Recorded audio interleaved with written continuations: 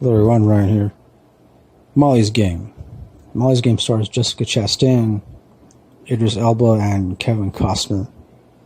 And it's based on a true story about this woman named Molly Bloom. She was an Olympic class skier, and she had an unfortunate accident, and she ended up having to switch career paths, and so she ended up becoming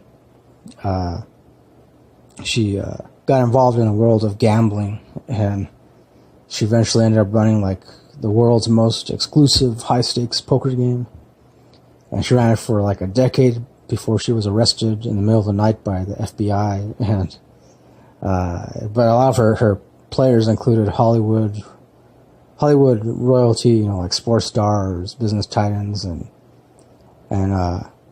also too, I guess unbeknownst to her, the Russian mob, different members of the Russian mob got involved in her poker games. And but it was a very interesting movie. I didn't know what to expect from this. Maybe I kind of did, but like I didn't know it was based on a true story. Because Molly Bloom, she put out a book about, I guess, everything that she experienced in these poker games, and also like how she got started. And so I guess a lot of what's in this movie is from her book, but except that in the movie, because eventually she hires this lawyer by the name of Charlie Jaffe, and her lawyer, he eventually like prods her enough in order to get her to really tell the truth, because there was a lot of information that she left out, that she omitted from her book, and in order to protect certain people and certain reputations. And so I really like Jessica Chastain in this movie. I feel like it was one of her best performances, although I will say like the last 2 or 3 movies I saw her in, she also did a pretty good job. But I don't know, I like how, the way she portrayed Molly Bloom in this. Granted, I don't know much about the actual Molly Bloom, but at least in this movie, I like that, how she, she always made sure to come off like as really confident and just really sure of herself, and which made sense, being involved in, the world of high-stakes poker. And it was interesting to see how she got started, and I like how the movie starts, because it starts, shows her kind of like, how she grew up, and when she was trained by her father. Her father's played by Kevin Costner, and he quickly became like her coach, her Olympic coach, and he was definitely, I guess, her father was definitely pretty hard on her, but it was mostly because he really believed in her, and he really believed in her abilities as an athlete, a skier. Unfortunately, there was this like weird fluke accident where when she was skiing down the hill, she was in the Winter Olympics. I forget which Winter Olympics, but when she was going down the hill, and there was some kind of like really small tree, like tree stump, I want to say, maybe even like small tree branch that was like kind of poking out from under the snow. And I guess, I don't know, whoever inspects those things during Olympic Games, like, I imagine like it could be very easy to miss like a very small kind of tree branch poking out of the ground, and so especially if it's covered by snow, which this one was, I guess. And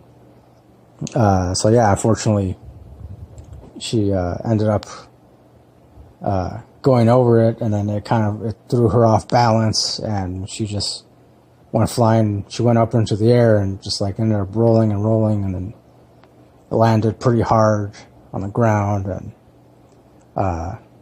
even though she was okay, and then in addition to that, she had already,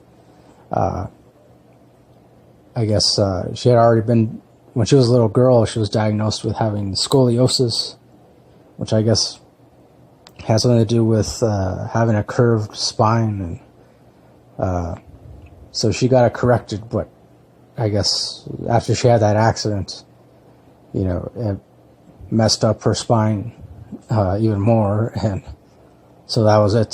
She had to give up on her skiing career, and which definitely sucked. But then, like I said, then she eventually moved on.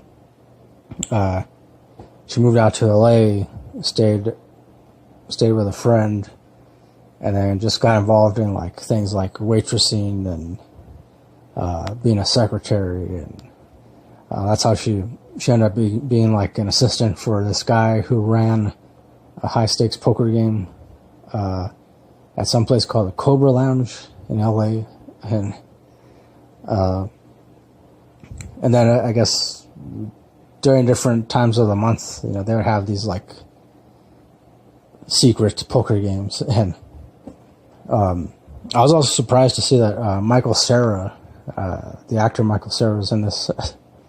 Of course, he's been in other movies like Superbad and Scott Pilgrim. I forget a whole bunch of other movies. But I think this is like the first like actual serious role I've seen him in. Because he's supposed to play like, I don't think he's supposed to play himself, but possibly like some other actor, some other well-known actor. And he ends up becoming kind of like friends with Molly, but not really, because he ends up just being all about the money, and because he ends up being like the top earner, like pretty much the number one winner of each poker game, and then he eventually like tells Molly that he wants a cut of the earnings that she gets, and eventually it's like the whole thing becomes like a big numbers game, and eventually it becomes difficult, difficult for Molly to continue on with the game. But then she eventually she decides to move out to New York City, and she creates another high stakes poker game there, and except then that time more criminals become aware of her high stakes poker game, and it becomes even more complicated, and eventually like one night some member of the mob, or like two guys, approach her at a club somewhere, and they tell her that they'd be willing to help her collect on certain debts, and she turns them down because she doesn't want to get involved with the mob in any way. And then later, I think that same night or the next day, another guy from the mob goes to her apartment, and he just beats her up and takes whatever money she has in her safe, and which includes like jewelry and gold bars, and then even after that, she still refuses to tell anyone about it, at least for a very long time. Not until she finally hires a lawyer, after having been arrested by the FBI, and eventually the whole thing turns out where the FBI, they want her to dish on all these people, they want her to give up all this information about all the players in her games and that participated in these high stake games, and just for what reason? Not because they want to be able to really punish someone. And of course, like, at one point, then, the FBI, they become convinced, like, they're convinced that she has a lot more to do with the mob than she's, like, letting on, and which really, she doesn't, at least in the movie, because there's really nothing to tie her to the mob or any of the mob's activities. It's just that, they just happened to become aware of her high-stakes poker games, and they wanted a cut of her money, and that was pretty much the extent of her interactions with the mob. And so, and then ultimately, towards the end, the judge that I guess oversees, like, her case or whatever, like, the judge that's at part of her trial, and instead of, like, because even her lawyer tells her that she should plead guilty,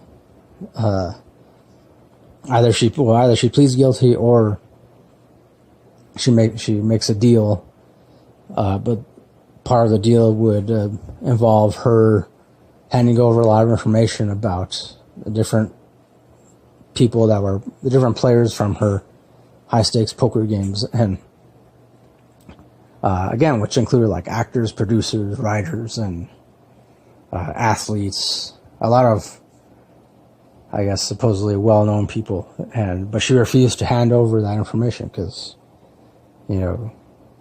which I admire her for that. I can understand why she didn't want to do that. Because she even says, like, several times in the movie that if she were to hand over all that information, it would have ruined a lot of lives. It would have broken up a lot of families. People would have been hurt, not just emotionally, but financially, and would have caused a whole lot of pain and suffering, and I guess, and she didn't want to feel responsible for that, so she refused to make any kind of deal. She decided to plead guilty to everything. And then after that, then the judge, instead of, like, instead of giving her prison time, jail time, he just decided to give her, like, 200 hours of community service and have her be under, I want to say, like,